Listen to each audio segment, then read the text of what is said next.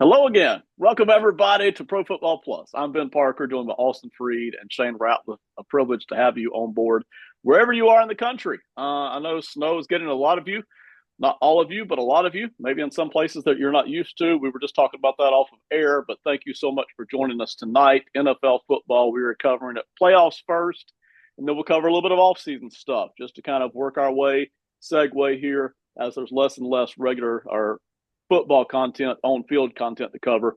We'll segue into the front office a little bit and cover some of that. So a privilege to have you on board, Shane and Austin, as always. Glad to have you guys. Let's start with the playoffs. Our competition first, our all important competition, picking these games. It's been hard. We haven't been hitting this as good as we did back in the regular season, but Shane's up by one right now. So me and Austin have three games, the two conference championships, and then the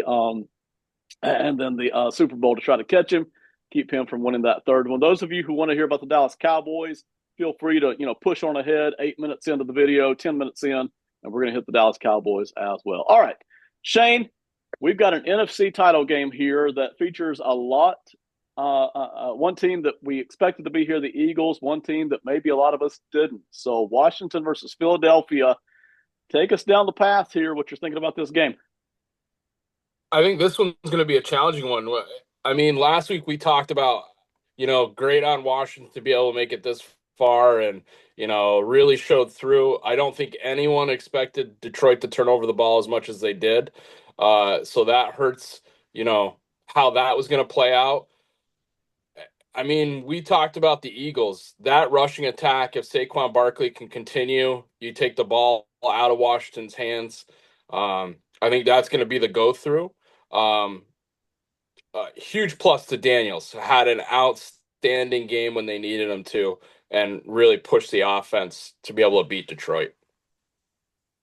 Yeah, absolutely. I'm gonna come back to you for your pick in a second, but Austin, your thoughts here on the two teams first. Feel free to go ahead and make the pick, but give us your feel for the game of the two teams. The Commanders felt like they got. I don't want to, discredit them, but they got a little bit lucky. Jared Goff and the Lions were a little bit loose with the ball. Maybe Ben Johnson was thinking about his future with the Bears instead of focusing on this game, which I don't actually think that. But he did not have a great game. Jared Goff did a lot of turnovers, and that's an easy way to lose football games. So, props to Washington for capitalizing on that. But the Eagles, I think, are a team who I am not expecting to turn the ball over like that. Jalen Hurts has those games every once in a while, but we've seen their game plan this playoffs. It's get the ball in Saquon Barkley's hand and let him kind of run the offense. And Saquon is gonna do just fine against this Commanders rush defense, I think. Yeah, I'm inclined to agree. Y'all both mentioned Barkley. I don't think anything happens to slow Barkley down. The only question is, can the Commanders score enough points to maybe match that, considering that the Eagles have all of a sudden over the past, I don't know, second half of the year, wherever you want to pinpoint it, not been very good in the passing game. I mean, it's really been the Barkley show almost all the way across the board. All right, Shane, give us a pick here. If you go up two games on us this weekend, you basically seal the deal before the Super Bowl even gets here. So these picks are important, man. Who you got in this game? Without thinking too much about trying to get another tournament victory, I picked the Eagles in this one. I do think it will be a close game. I think Washington really has the feel of a team that's playing with house money. But the same thing I said last week, I think it's Philadelphia is going to pound the offensive line. It'll be a colder game. You take them outside. It's going to be a little bit tougher for Washington to do a lot of the things they tried to do last week. I think the Eagles win a tight one, but I think it puts them back in contention for a Super Bowl. Austin, it already felt like you were leaning this way, but are you actually picking the Eagles here? Yeah. No matter what way you spin it, this Commanders defense struggles against the run. And like I said, that's what they're going to be leaning on in Philly. They're not necessarily going to try beat you through the air, but on the ground. And I'm not sure what the weather's supposed to be like this weekend. I haven't looked at the forecast in Philly, but if it's snowing, I think that just gives the advantage even more to the Yeah. Eagles. But I'm leaning them either way. I'm going to pick the Eagles here as well, but I'm not as scared of the Eagles as I was of the Lions. Oddly enough, I think the Eagles do a great job running the football, and I do think that's the biggest vector here in this game, and I do think that's why they're going to win. But I feel like, unless the weather's a factor, like you mentioned, Austin, I feel like Washington can score points on this Eagles defense. We're going to do a breakdown, me and Robertson, later tonight on the YouTube channel. We'll talk about that. But I do feel like they can put up some points here. And the Eagles' offense doesn't always just explode in points, even though Barkley himself is exploding. So I expect a tight game, but give me the Eagles here. It's just too much talent all the way across the board here on both sides of the football, right? I mean, it's kind of hard to pick the less talented team, even though I love what they're doing. So I've got the Eagles here as well. No advantage to be gained there. Shane said it doesn't matter. One game at a time is all he's worried about anyway, not looking down the road here. Let's switch over to the other side. The Bills and the Chiefs. This is a matchup that we've seen before in the playoffs. We've got it again. It had to be somebody here. Austin, I'm going to start with you. What's your feeling on the two teams? The Bills kind of escaped with a win rather than like got the win, I would say. The Ravens had a chance to tie it up, should have tied it up, and Mark Andrews dropped a pass. That's not to say the Ravens would have gone on to win the game. That was just to tie the game up. But you know, if you're a Bills fan, you are glad that Lamar didn't get the chance to go, win it in overtime or however it would have shaken out. I think you're just glad it ended right there in regulation. So I think that's a nice kind of time to like sit there, recoup, get your stuff back together, and focus on the next game because it's a doozy. These Chiefs are really solid. We saw them have a really quality win against the Texans team that looked really good against the Chargers. Chiefs made them look like the Texans that we thought were going to show up against the Chargers. So that really throws a wrench in it. How good are these Chiefs? Because they had everybody fooled in the regular season that they weren't actually that good. They just kind of barely won games and got lucky. But I think they might have showed their hand that playoffs are here and they're ready. This one's tight for me. I don't know what to do here, so I'm going to listen to Shane again. I'm going to go ahead and make a pick in a second, but I'm going to listen to Shane first because I do think this is super tight. Shane? I think Austin hit on it. I think Kansas City kind of flipped the switch versus the Texans. And I think offensively, both of these teams match up. We talked about last week, the Bills have had trouble defensively. I don't know that they really caught up. As Austin said, they got lucky to get out of that game with Andrews dropping that potential for a tie game. The other thing, Lamar Jackson early on had that basically handoff of a fumble when he was after a bad snap. I don't see that type of thing happening again inside this game to be able to help, Buffalo out of that. And I think beyond, Patrick Mahomes and Travis Kelce and the offense that always gets the run for Kansas City, I think the defense showed up against the Texans, and I think that's probably what's going to be the most dangerous thing against the Bills. Pass rush, Spagnuolo loves to mix and match on that, and I think that that's going to be hard for the Bills. The thing that helped them this past week is for the first time in a long time, they can hand the ball off. Cook played a good game. They started off with that and trying to pressure them. But I think Kansas City's defense is going to be too much for them in this game. Extremely tight. I think it's going to be another close one. But I pick Kansas City over Josh Allen, which is really what the Buffalo Bills offense is. All right, fair enough. And I'm picking Kansas City as well before I come back to Austin to get the firm pick there. I I think it's razor thin, and I really legit don't know what to do in this game. And by Friday night, Saturday night, when I have a different show, I may pick the other team here. To me, it's that close. But it's just really hard right now for me to pick against Kansas City at home with Andy Reid and with Patrick Mahomes.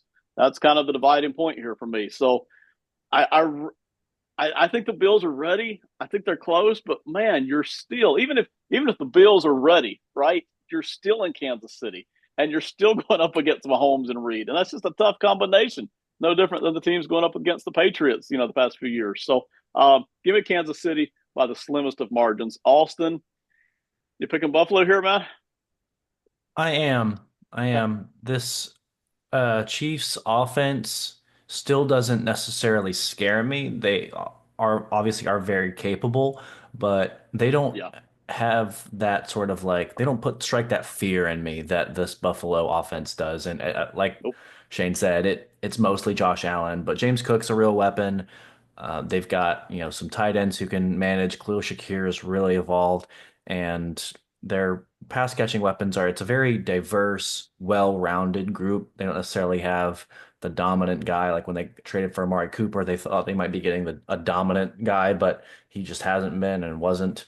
And Keon Coleman, their draft pick, who has played fine football, but he's not, some of these other guys who were drafted in the rounds near him. So they have to kind of piecemeal it together, but it's worked. And it's worked really, really well. And I know this Chiefs defense is really good, but so was Baltimore's, and they played just fine in them in some pretty tough conditions. So I think Baltimore gets this win in a pretty high scoring game because, like I said, the Chiefs' offense is capable of putting up points, and the Bills' defense isn't great. So I think Kansas City is going to get a few on the board, and Bills are just going to have to outpace them. See, I think y'all hit on the nexus, and it's why I'm struggling here so much with this game. I feel fairly comfortable. Kansas City gets 20 to 24 points, Mhm. and you can just kind of bank on that. It's how much is Buffalo going to rack up on this Kansas City defense? And it's been a heck of an offense this year for Buffalo. It's really hard to stop everything, especially Josh. And yet it's been a heck of a defense for Kansas City. And I'm not sure what I'm going to get there. So I may pick Buffalo later in the week, guys. Full disclosure here, okay? So that's really to me a fun game to watch here. Two heavyweights. Okay, that's it for the playoffs. We are going to now transition over into some offseason stuff. For those of you waiting for the Dallas Cowboys, maybe some of you don't want to hear about the Cowboys, but those of you who did, it's time to talk about the Dallas Cowboys and their offseason. We're specifically focused on the defense tonight. Okay, we're not going to dive too deep into the cap or too deep into the offense or all that. We're just kind of going to focus on the defense. I want to start with what they did this past season in terms of rankings. Then we'll start talking about the players that we do or don't like, or maybe somebody's on the come ups or whatever, or maybe somebody should just exit. And then we'll start talking about maybe one or two things we would like to see them upgrade here, just from a talent perspective, even without getting into the scheme of the coaches, who we don't know who that is yet. So I'm going to start off with the defensive rankings here. I'm sorry for the typo. That should say defensive. But points per game allowed, they were 32nd in the NFL. That wasn't good. Bottom of the league. Yards per game, same thing. So on the whole season, giving up a lot of points and a lot of yardage just in terms of raw numbers. Passing yards per game, they were middle of the pack at 17th, so they weren't destitute in there. But rushing yards per game, getting killed, just like they have the past couple of seasons. Really been a struggle, but I think even worse this year. Really getting killed there in rushing yards per game allowed. And then you go down to EPA, just kind of the more analytical way to look at these defenses. Even EPA just didn't like this Cowboys defense, ranking 30th there. Turnovers, something they did pretty well, 12th in the league at takeaways. And I'll come back to red zone, but other things they did very well. Third down percentage, they were ninth in the NFL. Sacks, they were third. Penalty yards, seventh. They didn't give up. They had more penalties than they did penalty yards, so they didn't give up a lot of penalty yards. And then back in red zone, they were worst in the league in red zone. Basically, whenever Micah Parsons and company were playing and they got a team to third down and passing, they were really good. They could produce sacks and turnovers. The rest of the time, this defense was struggling, giving up lots of big plays and things like that. So I'm going to stop right there before I get to any players. Shane, I'll come to you first. What's your feeling on this defense as we position off of last year and into next year? A lot of injuries involved here, too, so that complicates how we view this defense. I think the other thing, not just this year, Ben, but the biggest weakness I see in this defense is solely the linebacker play. I think that really hurts on their rush defense. You see that other than, Micah Parsons and DeMarcus Lawrence, the rest of your defensive line is not super strong. And then the linebackers just through attrition, the last couple years they've lost quality linebackers basically for medical retirement for the last two. You also transition Micah Parsons to really be a You can call him an edge, you can call him whatever, but legitimately he's a defensive lineman. So you took out one of your most athletic linebackers to where his job now is to be right on the line of scrimmage. Um, and with Yeah. Kendricks, a great linebacker, but he's getting older. Doesn't cover the same thing that he used to when he was patrolling for Minnesota. Um, but if I'm a defensive coordinator, and like you said, it's going to depend on who the coach is. I see that I have a premier edge rusher. I have a solid defensive lineman. And the thing that really, if I'm a defensive coordinator, I love to see is I've got two really good defensive backs, two corners that have shown that they can play more than just 1 year. It's not just 1 year flash, Yeah. but that they'll be able to cover people throughout. And I think you can really start to mix defenses around when you have that type of talent. They also have, early first round pick, middle of the pack second round pick. So there's opportunities for them to be able to move up if they decide defense is where they want to try to hang their hat this year. Shane, I'll come back to you in a minute and decide, maybe one recommendation of exactly, what you want to fix here. For those of you in the audience, before I get to Austin, maybe wonder what this grade thing over here is. Basically, if you're an A level, it's a caveman system. That's okay. A level grade means you're all pro elite level. That's really, we don't hand out many of those. If you're a B level guy, that means you're competing at least for Pro Bowl consideration in a lot of your seasons. You give your team an advantage. A lot of C's, okay? So you're going to see lots of C's, even though these guys are not equal. A lot of C level. That just means, hey, this guy starts a lot. I can pretty much count on him to produce something and compete, even though I don't have any significant advantage there in a lot of weeks. And then your D level guys aren't necessarily bad players. Those are your rotational guys. So they may have 500 snaps, come in to stop the run, come in versus, 2 down, something like that. That's really what we're looking at there on the grades. If I give an F to anybody, which I haven't here, it just really means they probably shouldn't be on the field at all. They're just not contributing in any really significant way. So we're not saying these players are equal when you see the same grade, but just get a feel for that. Austin, we can look back over the year with the rankings here if you want to. We've also got the roster here that we now need to start working with. What do you like? What do you don't? I think it's up the middle is their issue.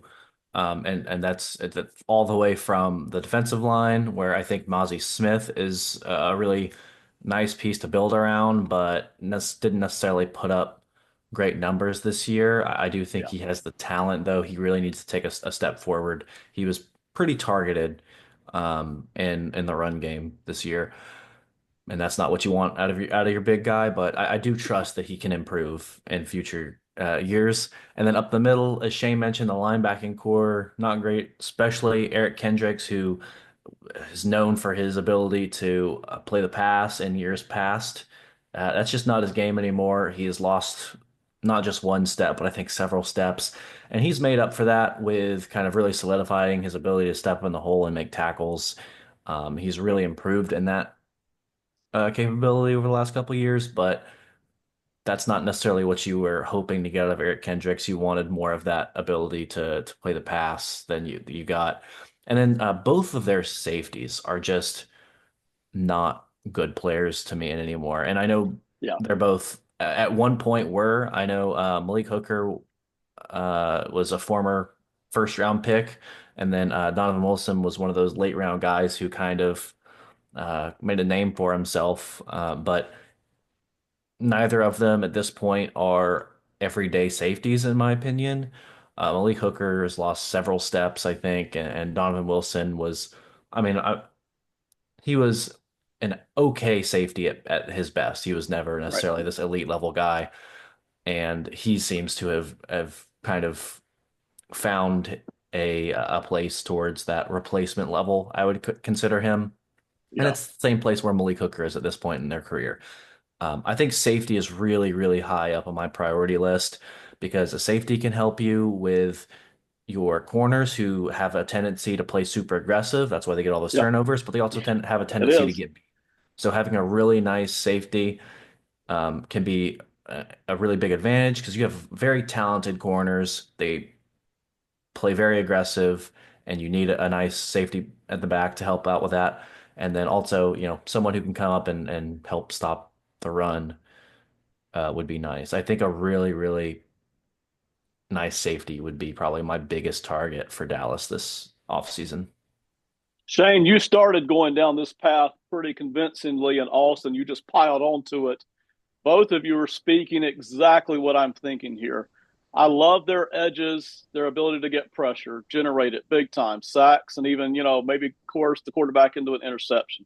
I love that the corners, even though I don't necessarily think they're shut down, they are so aggressive. They ball hawk. They really play well right into that. But the flip side is, and listen, they tried to address it with Mozzie Smith. He just hasn't yet grown into that at the defensive tackle spot to stop the run. And then y'all mentioned the linebackers. Well, Overshown is maybe next year he'll step up, but he's not there yet. And Kendricks is a couple of seasons past, what they were hoping to get out of him.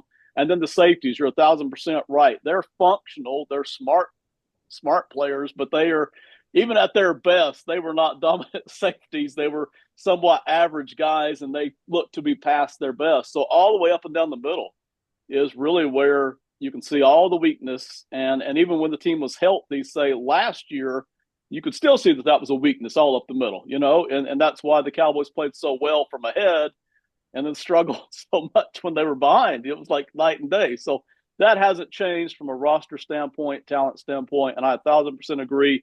Whether it's safety or linebacker, defensive tackle, up the middle in this defense, I want to fix something there. I maybe can't fix all of it, but I want to fix something here from a roster standpoint. Shane, I'm going to come back to you in a second.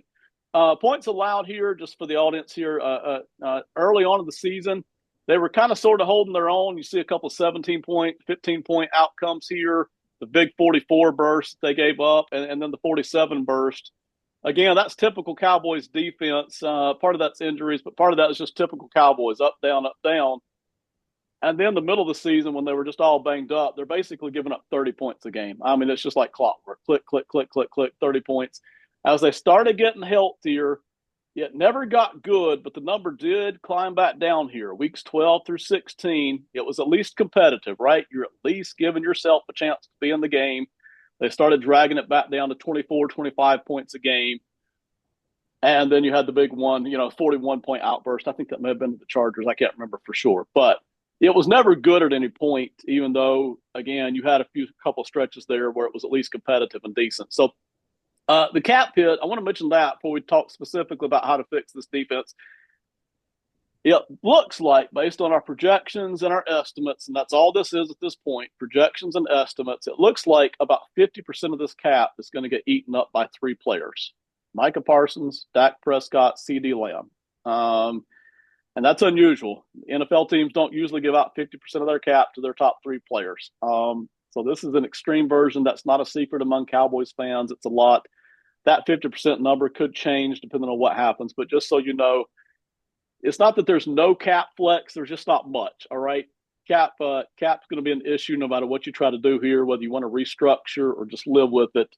Going to be an issue. So when you got your draft picks, of course, Shane already mentioned that. You got a good first rounder. You got a decent second rounder. You got a third rounder. And then you got a whole bunch of 5s and 6s to play with, okay? So they do have things to work with. Shane, if there's a specific player you want, or just, hey, I don't know the player, but I want to attack a certain position, what would it be here? Number one priority, or just something, hey, even if it's not number one priority, I just know I want to fix this no matter what. I think Austin really hit on it. With it, if they're a little bit higher up in the draft, I wouldn't be surprised if they were somebody that would be interested in putting Mozzie Smith with a former teammate and Graham, having a two strong defensive tackles to try to make a push off of that. But I think safety is probably the easier push for them. Maybe Starks from Georgia. If you're sitting in that 12, I think he'll probably be available around there. The big thing for me is it's going to depend on if they decide that they have to get a running back. I think that's going to be the pull for the Cowboys. If they decide, hey, let's use this on offense as opposed to what maybe we could help out, that'll be the push. But I think Austin hit it really on the head. With the way that you have to play now in the NFL, I think the standalone linebacker spot is really starting to be wiped away. More and more teams play that slot corner, more of a traditional nickel package where you do have two linebackers. and you're asking those guys to really cover and take care of those things, and you hope that your defensive line can hold on for as long as you can. Um, Beyond Graham, I don't see a lot of DT guys. There's a lot of edge rushers that are getting some early press out there. So I would go and take the top safety on the board and then think that maybe in a later round I can pick up a linebacker that can do what I need to do.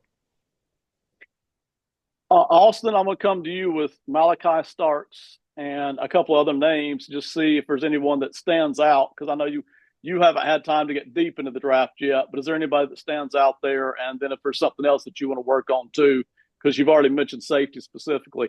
Malachi Starks, of course, Georgia, looks like he's going to be a top 8, 15 pick, somewhere in there. Looks like somebody's going to grab him somewhere in there.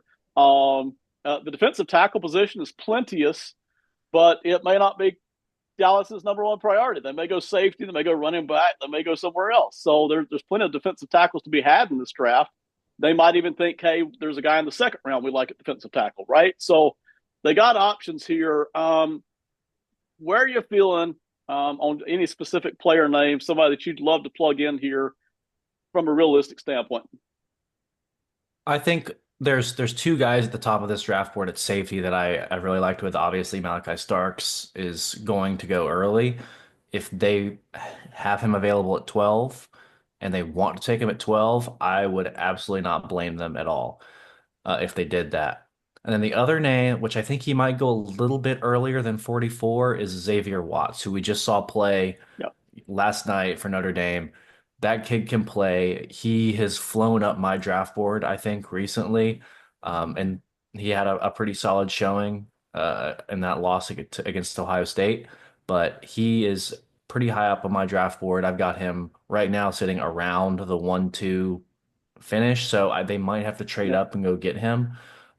Or they could take their 12th pick and trade back and take him. If Starks is already gone, say Starks goes somewhere around 10, which I can't think off the top of my head what teams pick around there and who needs safety. But if he goes somewhere a little bit before their pick, I could see them trading back and trying to get a little bit more assets. That way they can take maybe Xavier Watts and then also get one of those early or like tier 2 running backs, because there's quite a few running backs in that like second tier that I like a lot. So I think that's a really solid draft strategy for them if they can pull it Yeah. off. Obviously, we'll see, but I like that.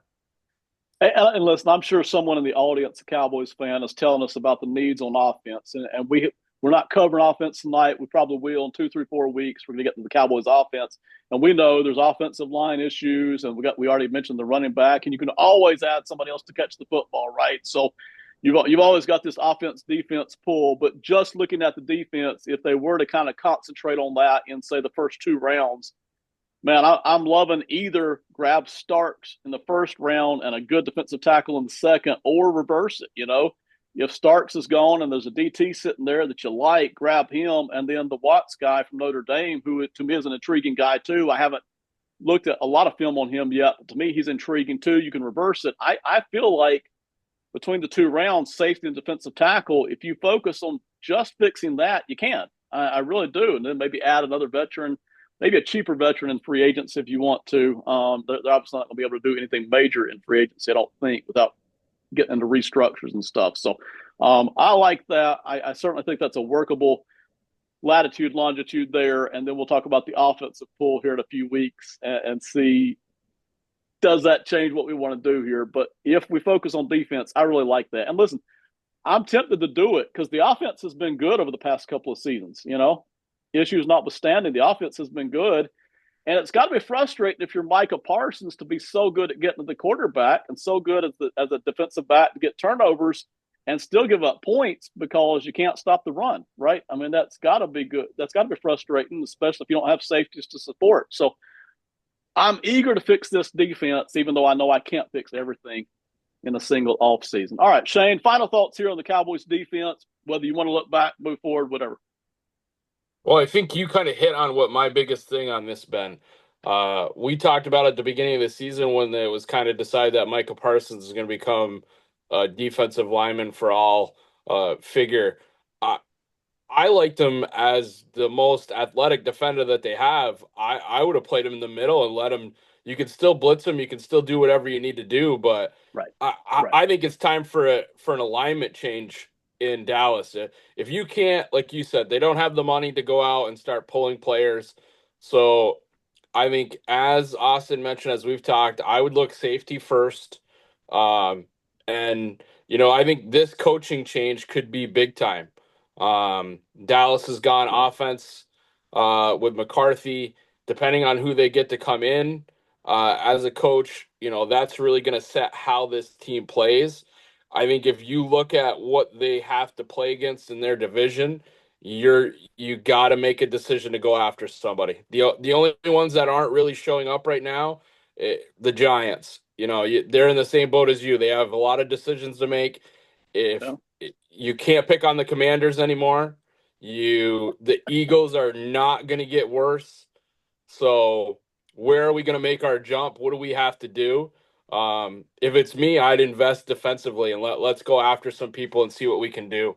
Because like you said, the offense, for as much as it's maligned and you never know what it's going to do for you, they've Yeah. produced. So Right.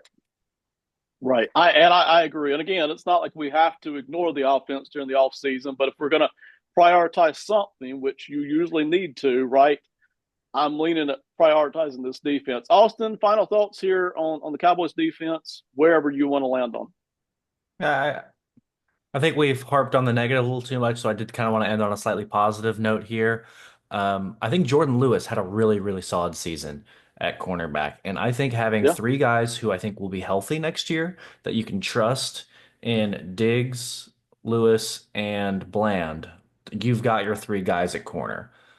And now it's just about finding the rest of it to piece together. They have a really solid position group there.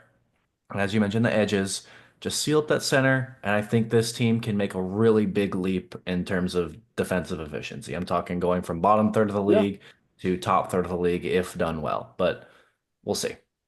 I would agree. I mean, they were there a year ago, right? Yeah. In spite of being able to give up rushing yards, I tend to agree. And listen, I didn't break down Jordan Lewis tape this year, full disclosure, but I thought Jordan Lewis probably had his career year this Mhm. past season. It really felt like that was his best year, at least in a while, maybe ever. And I will say, Shane, I think you were alluding to it. The defensive draft this year, the draft in the NFL is loaded with lots of defensive linemen who are flexible. So even if you don't kind of find your diamond in the rough, who's just a monster defensive tackle or a monster edge, there's lots of guys who filter up and down the line that you can move them from defensive tackle one play to defensive end, mhm. basically not edge, but defensive end. They're good and they have good speed, and that would open up the door for Micah Parsons to get back at the flexibility. He's not just edging on every play, and everybody knows where he's at.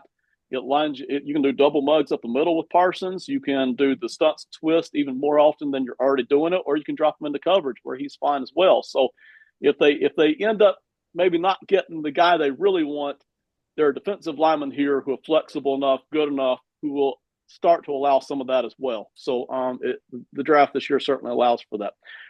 All right, Cowboys fans, don't give up hope. I know it's frustrating, but I feel like this could be a good team next year, depending on what they do and the coach, and there's lots of options here on the table. All right, time for Final 60. While we're doing that, I'll tell you all about our network. We're affiliated with several different people. The Odds On Favorite, which I'll be recording later tonight with Robertson Vire. Simon and Friends podcast. Simon does a lot of different things over there, so go check it out. It's Apple and Spotify. Austin Freed, who is sitting right with us tonight, of course, as he does every week with Tricky Takes. He's one of the main hosts there of Tricky Takes. Him and several. I don't know how many people you have. You have two regulars, right? Don't you have Yeah. more than that from time to time as Yeah, well? we like to bring guests on.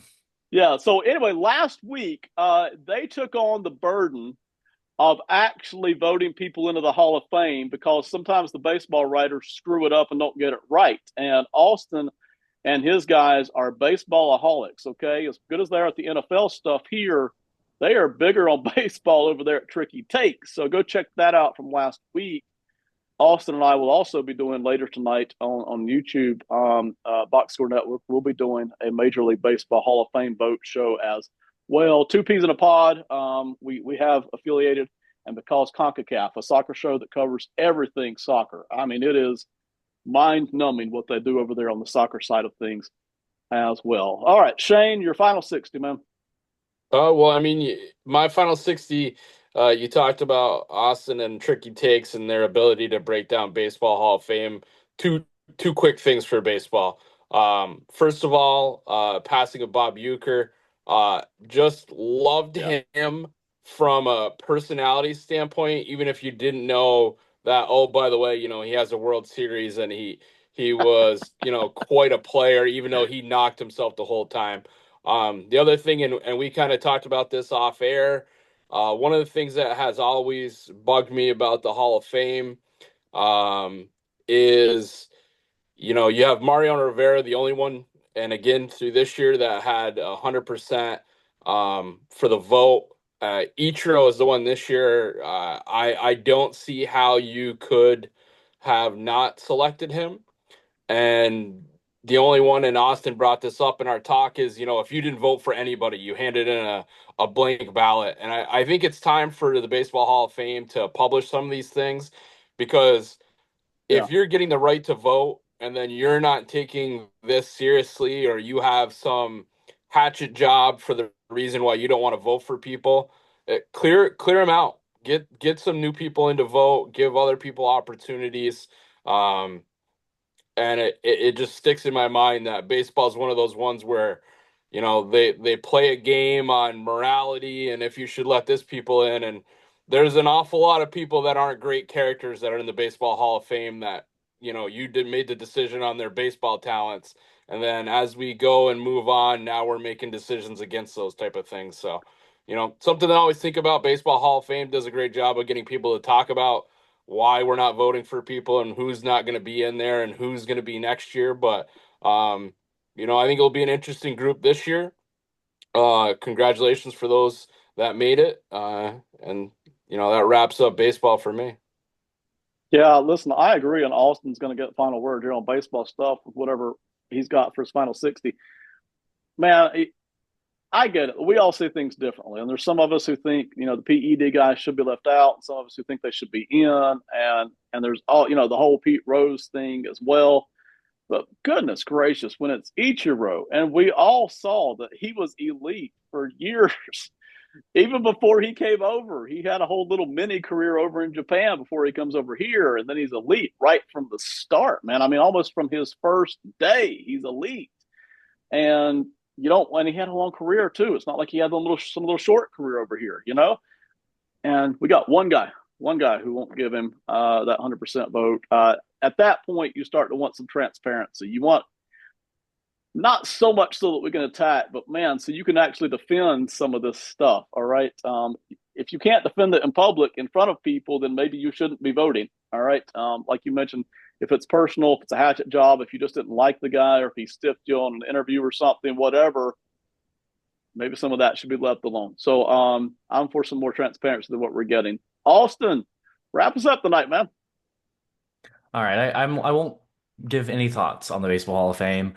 If you want to hear that, like Ben said, go check out my podcast, Tricky Takes, or go to the Box Score Network YouTube channel where Ben and I are literally about to record a show all about that. Hmm. So, not talking about that at all. I'm going to talk about the national championship game for the college football playoffs. It was a really solid game. Notre Dame struck early and then fell behind and then made a run at it late again. But Ohio State, man, that team is so talented. They have a lot of guys who are going to be playing on Sunday, and not a lot of them actually that are coming out this year. They have a few guys that are several years away Yeah. from being top 10 picks, and they're going to be real good again next year. But I wanted to give a little shout out to Notre Dame, who I picked when the playoffs started to win the whole thing. They did the best they could. I don't really know if anybody was stopping that Ohio State team at that point when they had really found their mojo, man, late.